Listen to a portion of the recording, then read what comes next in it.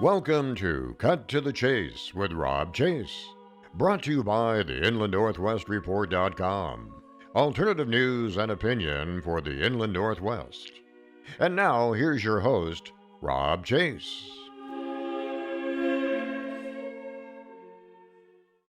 Hello, this is Rob Chase with Cutting to the Chase, brought to you by the InlandNorthwestReport.com, bringing alternative news and opinion to the Inland Northwest.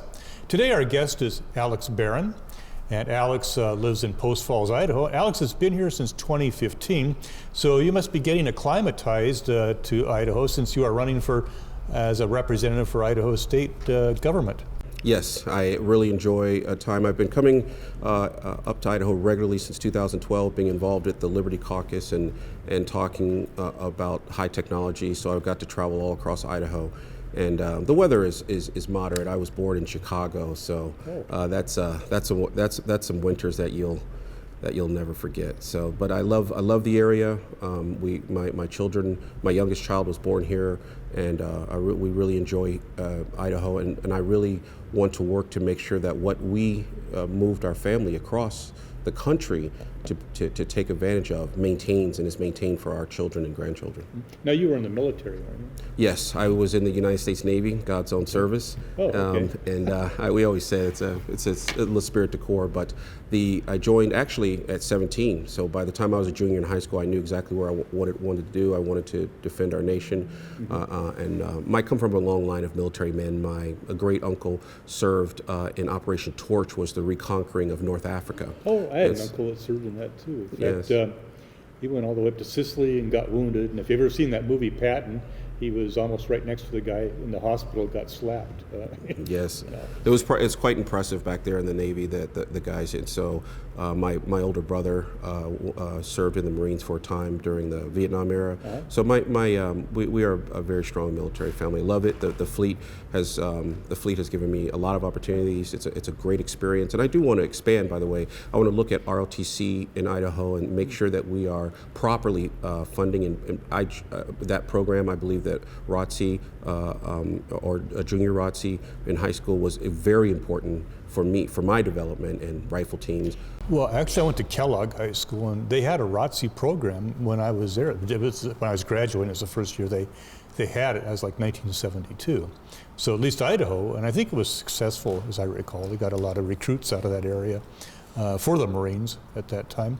Was there like a Navy ROTC too? Well, ROTC is there is the Sea Cadets. There are, but we, in Idaho, we are not next to an ocean, so it'd be hard to. You'd have to go up to Farragut or something. Right, and so, but ROTC, the program, it teaches traditional Americanism, values, conservatism. The boys are more excited because they get to work with rifles, and they get involved with other military men and women. I believe it's a very good program, and I want to make sure that in Idaho we are giving it due consideration, because I truly believe it is a valued program. There's a sort of a camaraderie if you've been in the military that I think is important, sort of a brotherhood, because eventually, you never know, your life may depend upon your fellow people. So that's one of the good things about, being in the military. I went in Army Reserves from 72 to 78, so I was just quite young enough to miss the whole Vietnam thing. But when I was in, it was probably about the most unfashionable time to be in the American military. I'll tell you, you're obviously 100% correct. And I'll tell you, when I served in Desert Storm 1, and I will tell you that it was I remember we were planning on, preparing to come back. I was overseas, but still, these guys don't know where you were, and we were very concerned. So the younger generation, I'm a Gen Xer, really owe you, the veterans of Vietnam era, a debt of gratitude. We were more concerned about how American people would treat us when we came back, because we saw and we heard stories about how the American people treated our uncles and our older brothers.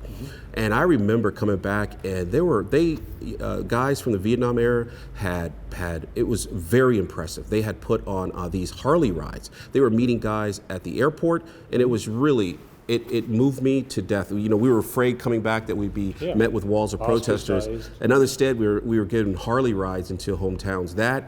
You know, there's a military veteran TV that's broadcast over the world. I remember being in shops when we were just stunned. We didn't realize we had that support. So I've always been very appreciative that veterans of your generation really said that not on my watch. No one else will be treated like we were treated. And you guys did it really. We were more afraid of how we'd be treated by our American fellow citizens than dying in the war. Well, it was just kind of like that period of the 70s, maybe later 60s. But, you know, our dads had all been heroes to us. You know, like your uncle, they had, won World War II. You know, MacArthur was island hopping in the Pacific. And, I think from D-Day to the surrender of Germany, it was only like 10 months, you know, or so. But in Vietnam, you know, it's kind of like, here's this half of a country that's, you know, we couldn't even seem to we finally, you know, had to leave. We just couldn't do it. So the esprit de corps, I think, went down, and there's probably a lot of reasons to it, especially if you talk to a lot of the South Vietnamese people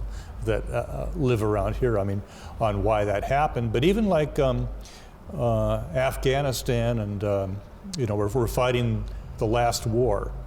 You know, there's a guy, William S. Lind, who writes, you might be familiar with fourth generational warfare. Oh, yes, and, very familiar. Yeah, so it's changed. We're kind of like a step behind. So what are the challenges you see ahead for us, you know, if you're running for office, even in, you know, the state of Idaho? You know, you might even go for Congress, you know. Oh, no, I that's a good question. I don't have any. I really enjoy the state of Idaho. I'm a kid born in very humble beginnings to effectively a single mother and a very impoverished and violent part of Chicago. For me to be able to have a good opportunity for the Republicans in western Kootenai County, basically from state line over to up to 53 down to the county border over to approximately 41, to vote and support me for state senate, I believe that is a legendary accomplishment. And I believe that we fight for liberty and freedom where we're planted. And so my very focused concerns are what is the focus of Idaho. And Idaho does have concerns. Kootenai County has concerns. Idaho has concerns. Idaho has growth. It's one of the fastest growing states. Boise is one of the fastest growing states. But how do we keep our state conservative? You know, every other state that has grown rapidly, from Colorado to, of course, California to Oregon and Washington, has lost its rural roots. So I'm very focused. You know, I came here to take advantage of what other conservatives have built over generations, and I'm very interested in trying to maintain that conservative values. And the other thing is budgeting. Idaho's budget is one of the best budgets, but boy, we are spending a lot of money. For example, I think last year, and this is teacher salaries overall, not individual teachers, but their payroll increased something like 6%, over 6% in 1 year. That's simply unsustainable. And there's other parts of the budgets that are unsustainable. So we've really got to figure out how to fund our government correctly. I'm an American first conservative. That means I believe in economic nationalism. I believe in language, culture, borders. And these are things that I run on. You know, I'm extremely pro-life. I'm a survivor of abortion. Mm-hmm. And these are things that we will push. However, the also truth is, going down to Boise, working in the state capitol, a huge percentage of the work is budgetary. It's budgetary, getting things approved, getting rules approved, getting statutes. It's really detailed-oriented work. So I think that Idaho has a lot of concerns that we'll take up. I'll be one of the few engineers in the state capitol, and approaching it from that way. You know, approaching it from root cause analysis, figuring out exactly what the problem is, documenting that problem, and then figuring out solutions. That'll take up. I think it'll be. Hopefully, I'll be. Is there anybody else with your background that's in the House? Actually, funny enough, you're an Army veteran, Senator Woodward from District 1. He's also a naval engineer. And actually, I just spent a lot of time. I believe that if you're going to go down there and properly be effective for the people of Kootenai County, you need to start building relationships. That's how the Senate works. That's how the House works. I went down and spent almost half a day with Senator Don Cheatham, the man I'm running to replace. He's retiring. He's reached out to me many months ago and said he was considering retiring. Would I consider running for his race or for his seat? He brought me down, spent the whole day. I also got to meet the majority leader, Chuck Winder. And so Chuck Winder, we've spent a lot of time talking about, the things that are where we are and how, what we can do together to do that. So I really enjoy that. So yes. Yeah, we talked a little bit about the future. I read Andrew Yang's book on uniform, or what do they call it? Just giving people money, say $12,000 a year, a basic income. And that was one idea he had, because robotics and artificial intelligence are going to start costing us a lot of jobs. And we've already kind of lost a lot of jobs. I don't believe the figure, although I like Trump, that we actually, unemployment is so low, because if you go to John Williams, I think his name is, shadowstats.com, it's actually still around in the lower 20s.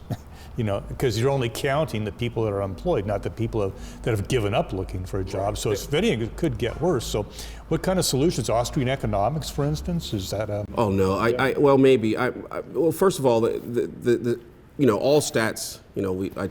I actually did fairly well in statistics in college at the University of Maryland. So all statistics can be used for lying. That's super true. But they can say what you want them to say. But the unemployment rate, as measured by under President Trump, are huge. So that's a huge thing. For example, even though you can question the statistic, but the statistic is apparently uniformly measured, and we've had the lowest unemployment rate for Hispanics, for blacks ever reported in the United States. So yes, these are the people who are looking. Of the people who want to find work or are actively looking for work, the vast majority are finding a job. That's a huge. Everyone needs to get there. Clapping back. President Trump has his economic policies, mostly deregulation, have really, really taken off. Now, the concept of automation is really a fascinating question. It's a very interesting problem, and not a lot of people are talking about it. When they say automation, too many people think of robotics. We've already shattered a lot of our manufacturing base when you needed, I don't know what you got, 400 men per shift to do something. Now you need 40 men, because you have those men are working alongside robotics. But the truth of the matter is what we're talking about is automation. So imagine this: in the next 20 years, I can replace you with a computer that will read through a list of questions and do the interview. So I'll be sitting here with automation. We're not just talking about hard automation, robotics. We're talking about software. So this is already coming into effect. If you go and look at some of these people, like, hey, we'll do your taxes for no money. The guy just puts in your data, and there is an automated tool that goes through and makes sure that you get all your deductions. And he says, here's what the tool says. He interviews you, he talks to you, he puts it in, collects the data, but there's a tool that does that. So what most people don't understand is it's the knowledge workers. When I was going through college, they claimed that knowledge workers are going to be the thing in the future. They are attempting to automate knowledge workers. So they were giving, so again, automation is not just robotics. People shouldn't be concerned, aware. Think about lawyers. So let's say you want to go and say, oh, I just want to do like, a simple whatever I was doing, a simple do. They have run examples where you can have an automated lawyer tool software where you can put what you want to do and it will generate for you their contract. And they have found that this computer makes less mistakes than humans. So all these people who've been supporting automation for someone else, you guys can all go learn a code. What happens when we impact 30% of attorneys? I'll give you another example. Judges. It's like the ref at the baseball, right? The ref in the baseball calls strikes and fouls, but there's some people that have suggested that automating that tool, there's a computer that looks at it and goes knee, elbow, plate, click, done, and it almost never makes a mistake. So why do we still? So automation is not just hardware, it's automation. And the issue we have in our countries, the numbers that we're talking about, those jobs going away, for example, there are many companies that are working on automating cars and trucks, and making driver. They said that that's something like 4 million jobs if you could truly get automated cars to do. And they're really, people think about it as just like these cars, but they're talking about long haul trucking too. Right. So these guys don't make, who in America is saying, hey, I really want you to put out of work all the long haul truckers? Who's advocates for that? And this automation is really an issue. When we were growing up, when we were young people, I don't think my children even know what a full service gas station was. When we were children, we would come and there's guys that would work probably for minimum wage plus tips, and they would pump your gas and they would fill up your tires and they'd check your oil and say you want to put a half quart in. That they would do that at the full service pump.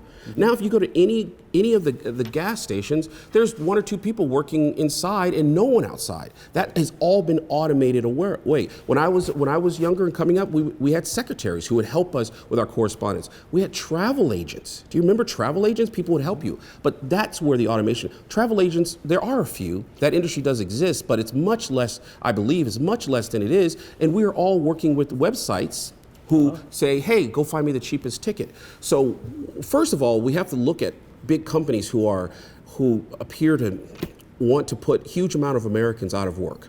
And so that's one thing to think about. And the second thing you think about, who's pushing this? Why do we want to automate a lot of blue collar jobs? The concept of, there used to be an internet meme called Learn to Code.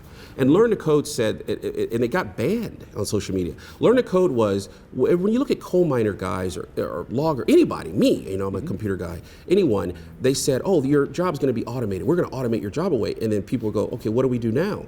Right. Okay, so that's, and then they go, learn to code. You can become a software developer. Well, one, everybody's not good at that. Two, everybody doesn't want to do that. Three, we don't need that many software developers. Okay, so this is a real, and so what happened is when journalists got laid off in 2019, a lot of journalists got laid off. And so these guys would create this online meetings like, well, journalists, you've told everybody for many decades to learn to code, you go learn to code.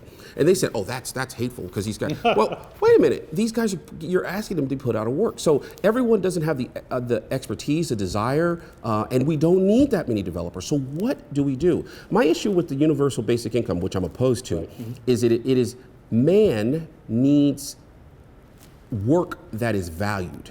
I can go take you to places where huge communities and men and women don't work. They're on some type of government subsidies. And these are some of the most wretched places on the earth.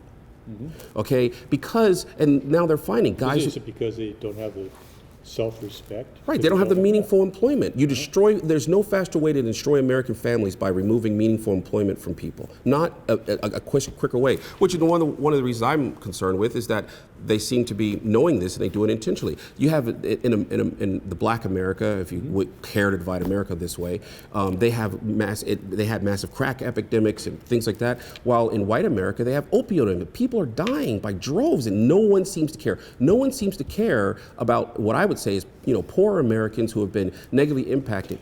Well, I think depression has a big part of that, like a sadness. Maybe their parents and grandparents had jobs, they had bigger families, and now we're almost like, there's a generation of younger people, Generation Z, is that the next one coming up? That is, 30% of them are in their parents' basements, and not just for between jobs, it's become a way of life, playing video games, or whatever. And then I think because they don't have it's almost like they're amoral too. If you're taught in school that you're descended from apes, then everything's random. Well, yes, the concept is that there is a spirit of humanity that is not being addressed. But one of the things is that we have a problem. They said something like back in the 60s, if you were 30 years old, I can't remember the exact date, but it's in the mid-60s. If you were 30 years old, you had a 90% chance of being wealthier than your parents when they were 30 years old. Now, it's 50-50, and the trend is going straight down. I believe that. The vast majority of wealth in America is held by the baby booming generation. So the younger people, have massive debt out of schools. They have a lot. There is a serious problem with schools. That's one of the reasons why I supported the Idaho Freedom Foundation when they were in Idaho, when they were pushing that Idaho schools have a skyrocketing administrative position, skyrocketing costs, and many of the schools, University of Idaho specifically, has declining enrollment. And they're just increasing the cost for education. You're going, well, you're not increasing the number of professors, you're increasing the number of administrative people. And so I really support reforming education and ensuring that we are educating our children or the next generation for the jobs that Idaho would need. Yeah, I thought there should be some kind of an unrestricted voucher. If someone homeschools or sends their kids to private school. And of course they they get more bang for their buck when they do that.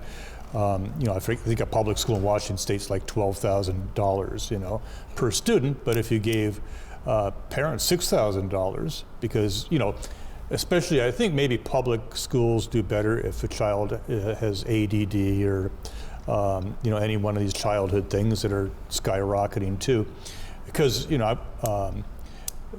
have a school psychologist has to be involved, the administrator has to be involved, you got a few different special ed teachers that are involved. But if your kid is a reasonable person, IQ of say 90 or 100 or whatever it is, then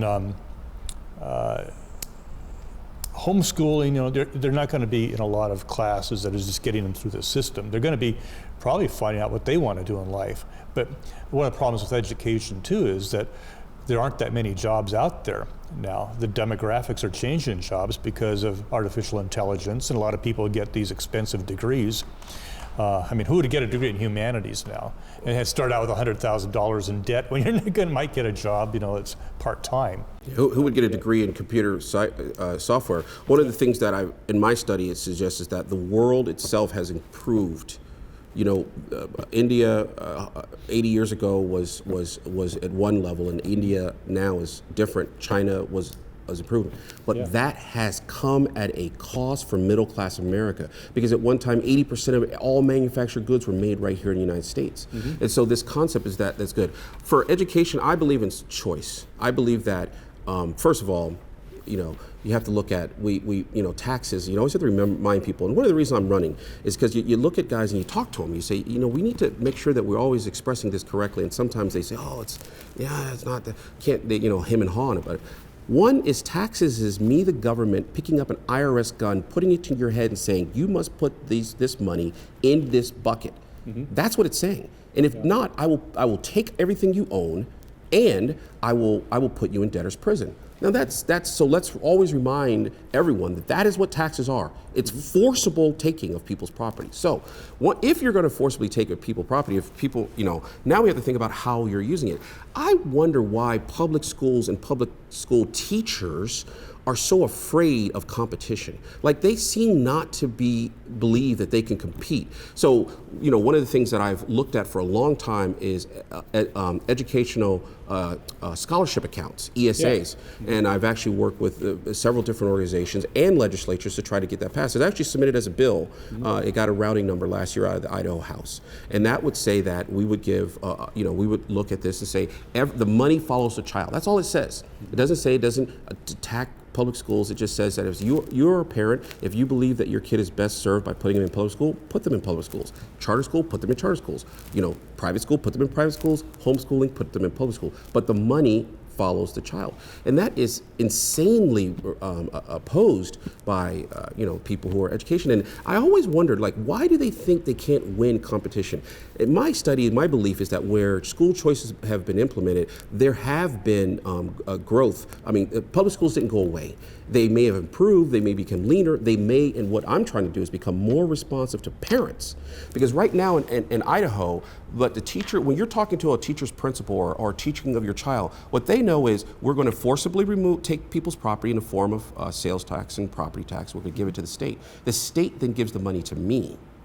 Mm-hmm. It doesn't. You have no control over that. Okay, yeah. So they're talking to you. But if the state says we're going to take those taxes and let the parent decide where that portion of the money goes, then the teacher's looking at you going, you control funds. And I believe that they'd be more responsive. I truly believe that I'm a product of public education. I believe that public education can compete against private education, charter schools, homeschooling, because some people want their kids in it seems like a public school teacher, I think they suspect they can't compete because don't they send their own kids, half of them, to private or homeschooling? Well, in other areas, I don't know the stat for Kootenai County, Idaho, where I'm running, but Idaho has one of the largest groups of people who go to charter schools or private schools in the nation, a very large percentage. And in places like Chicago, where we have failing schools, or Los Angeles or Seattle, the teachers who can take advantage of putting their kids in private schools. And even if they don't put their kids in private school, they effectively put them in segregated schools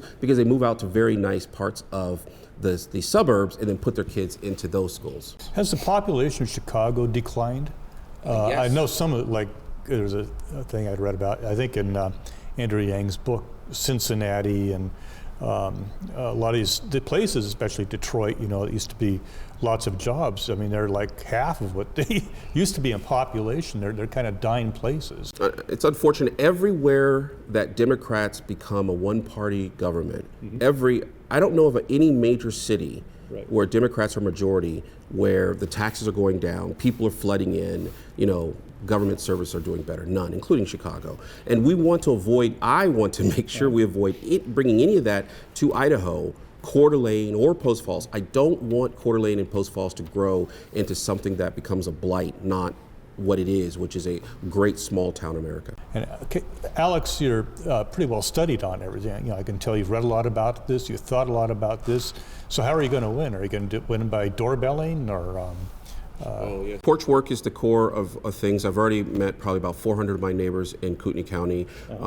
I've been involved in Republican politics for decades. I remember the Reform Party. I remember the Buchanan Brigades. So I have been very into trying to push the Republican Party to stand for its own platform for many years.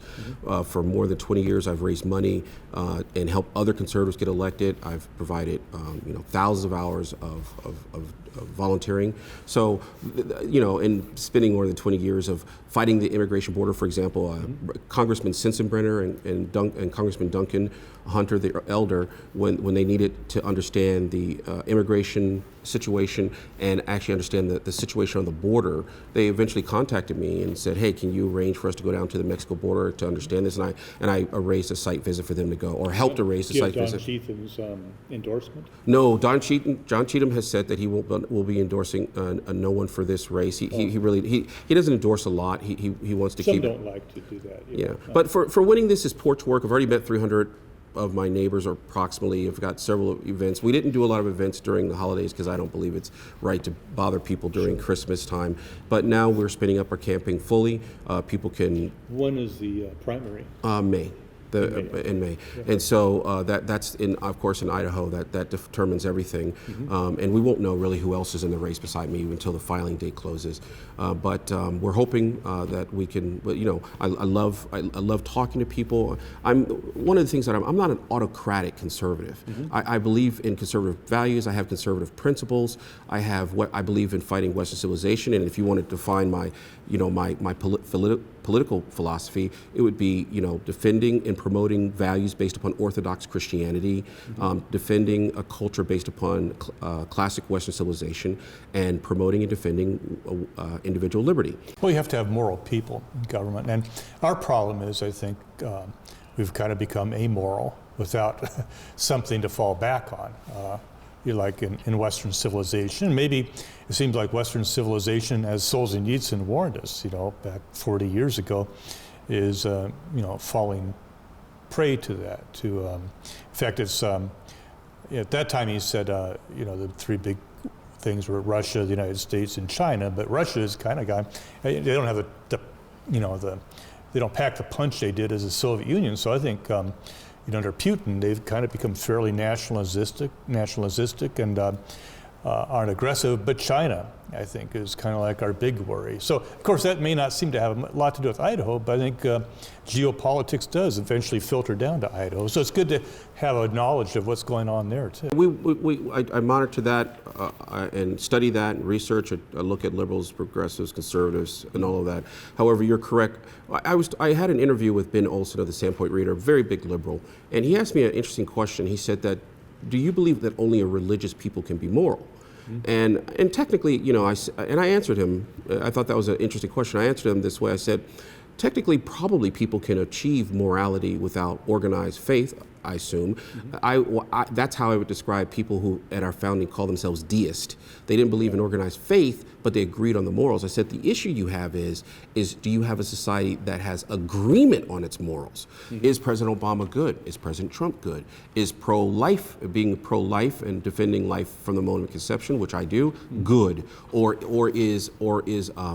being pro-choice or pro-abortion and allowing murder up to the 9th month, good? So if you don't have an agreement on the moral values, then you don't have an agreement on what is moral. And so it's hard to then Well, I support. think we are a post-Christian nation now, and I think it kind of started in the 60s sometime, where it kind of tipped. So, I mean, it was great because before the Bible was a rule book. So I do think we started out as a Christian nation because that's where everybody went for their morality, except for maybe Unitarians and those people like Washington and Jefferson and I forget who else was, of that persuasion too. But even in China, you've got the Falun Gong. I think that group, and I talked to one of their representatives the other day, and just like the Christians and the Muslims in that country, there's jealousy. They don't want you worshiping anybody but the state. And even the Falun Gong really don't have a God figure, but they're very spiritual and they exercise. But their total allegiance isn't to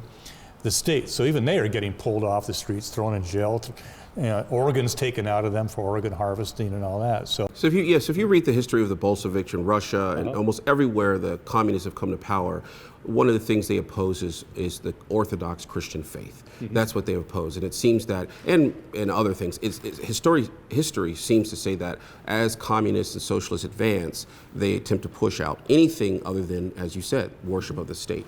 And so I believe that Idaho is a very, it has many of its morals based upon Christian values. For example, Brad Little just sent a case to the Supreme Court where a rapist and a man who says he's transgender, he has obviously body dysphoria, and he's a transvestite, says that the state must pay for his surgery because he's a criminal. And Governor Brad Little said that no, that's right. And one federal judge overturned the will of the Idaho people and said that the U.S. Supreme Court protects or demands that you pay for a transvestite and someone who suffers from body dysphoria surgeries. And of course, the Ninth Circuit sided with this one, but we've pushed this up to the Supreme Court. We haven't decided whether we're going to see it. But that's one.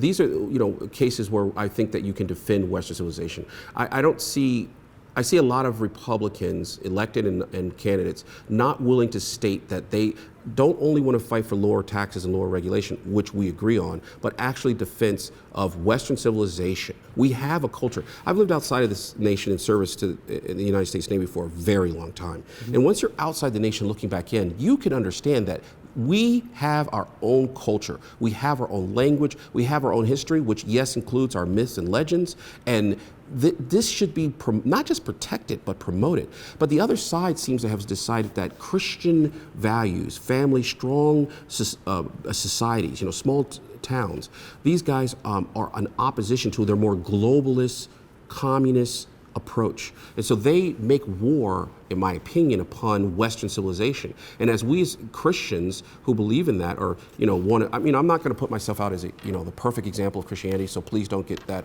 wrong. I'm not. Oh, I thought for sure you want a theocracy in Idaho. Right. So no, but I do believe that we should have a common set of values, and I do believe that those are Christian values. All the West comes from the Christian values in the Christian church, primarily the Catholic Church in ancient times. And I believe that those values help make us different. And when you're in other countries that have never had that, it's much easier to see how much that concept really diffuses all things in our culture. And I really do want to not only fight for lower taxes, lower regulation, strong in the Second Amendment. For example, I'm an NRA life member, a member of the GOA, a huge supporter for Idaho's Second Amendment Alliance. I've worked with Greg Pruitt on getting, and Heather Scott, and getting Representative Ron Nate, former Representative Ron Nate, on getting Idaho's Second Amendment constitutional carry passed. I've worked really hard. All those things, in my opinion, not just don't fight for lower taxes, lower regulation, but also for Western civilization, Western norms. And I would encourage, that's one of the things that will just be my passion. I believe that without fighting for classic Western civilization, individual liberty, and values based upon a common understanding, which in my opinion are Christian values, we will lose. Well, if you say that, like they always use Jefferson's separation of church and state, which isn't. But that's not exact. See, they try to say. But if you have a separation of church, if you take the church and religion and morals totally out of government actually becomes God. Because government's providing your sustenance and your reason for living and your value. You're right. And Jefferson didn't mean that. Jefferson was trying to keep what he opposed was having a national religion. For example, we all came from Britain. So when we formed this nation, our ancestors were British. And they had a national church, which was the Anglican Church. He opposed having America create a form of Anglican Church. That's what he opposed. At the time of the drafting of the Constitution, there were chaplains that were paid by state budgets. Literally a chaplain. I think up into the late 50s, early 60s, the Bible was part of the school curriculum. So it was never his intention, and he did not, when he says separation of church and state, it means the state cannot dictate what church you attend. But from a historical value, even the Supreme Court of the United States is so convoluted on this issue. We have the Ten Commandments. Why? Because our legal system in part comes from the concept of the Ten Commandments. So it's correct to put the Ten Commandments out front of a church. Our concept of law does not come from the Quran. It does not come from Buddhists. It doesn't come from Shintos. It doesn't come from Hindus. It comes from a Christian set of values, for example, the Ten Commandments. So in places they're like, well, if you have the Ten Commandments, you can keep them, but you can't put them anywhere else.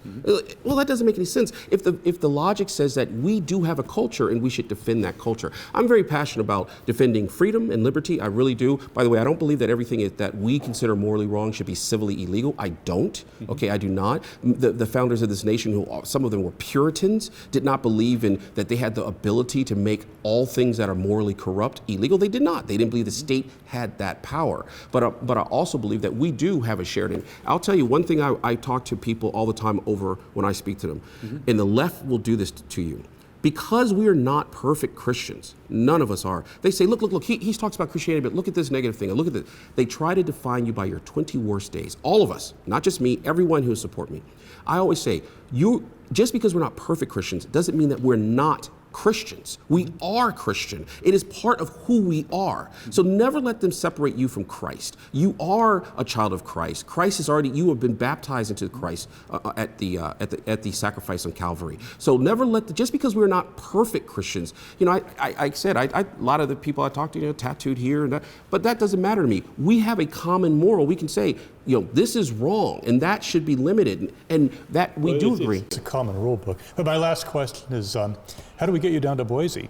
I have right now we're looking for financial. We've worked a lot. If you go to alexanderbarron.com, www.alexanderbarron.com. Is that one R or two R's? Two R's. So Alexander and then Barron, Barron, .com. I like to say that we there's a place that we can give small. It's even a little system there where you can give $10 or $20 a month. That's it. It's a conservative, Republican leaning fundraising tool, and really you can help out there. If anyone would like me to come and speak in front of the organizations, I will be more than happy to talk about any of the issues that are affecting Idaho or anywhere else. And I really enjoy that. So if they want to reach out through my alexanderbarron.com, or you can also follow me on facebook.com/elect.alex.barron. And I share going-ons, and invite me to speak. I'll be more than happy to come to any group. Stick to Idaho right now, but I'd love to have you speak over here in Washington. Oh no, I'm very focused on in Western Kootenai County. It's like I said, you're just across the border. Oh yes, it's a very short line from state line here. So the district that I'm running in, for all the people who may hear or have friends, is from state line up to 53, over 53 in the north, 41 over into the east, and down all the way down to the county border. And so anybody in there who looks, already some Granges have asked me to speak, and I've been more than I really enjoy talking that. And right now it's fundraising will probably be the most important thing. If anyone hears this message, dropping me a few shekels would be great. You're shaking the pot and passing the bucket, passing the plate. Thank you so much, Alex. Let's get Alex to Boise. Go to his website, make a donation. I think the world would be a better place. The future generations would be a better place, better generations, if we had Alex in Boise. So hopefully that's the first step to a long career of serving Idaho and our country. This has been Cutting to the Chase, and let's not forget to pray first. Thank you very much. Thank you. This has been Cut to the Chase with Rob Chase, where we cover anything under the sun that would be of interest to you, our viewers. Cut to the Chase has been brought to you by the InlandNorthwestReport.com, alternative news and opinion for the Inland Northwest. Don't forget to catch the Sunday edition of Cut to the Chase, where Rob interviews local pastors on Christian perspectives. Until next time, stay in prayer for God, family, and country.